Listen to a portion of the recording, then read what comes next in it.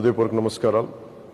జనసేన మద్దతుదారులకి, జనసేన వీర మహిళలకి, జన సైనికులకి, ఆంధ్రప్రదేశ్ ప్రజలకి, ప్రతి వర్గాలకి అందరికీ పేరు పేరున నా హృదయపూర్వక నమస్కారం. ఈ ఎన్నికలు ఈ మే 13న చాలా కీలకమైన ఘట్టం చేరుకోబోతుంది.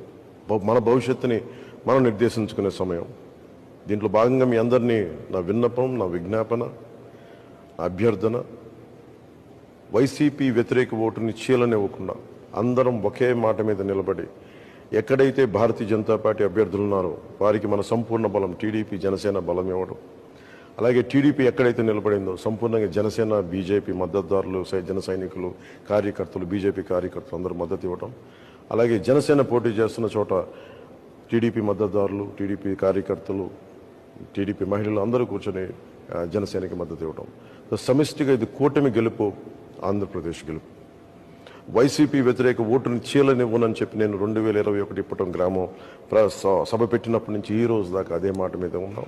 అదే బాధ్యతతోటి ముందుకు తీసుకెళ్తా ఉన్నాం.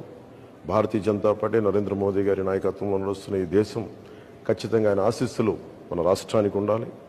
ఆ దిశగానే వారిని చాలా వ్యయ ప్రయాసాలతోటి మనం ఒప్పించి ఈ రోజున మన ఈ పొత్తులోకి భారతీయ జనతా పార్టీ నాయకులు అంగీకారం తెలిపారు.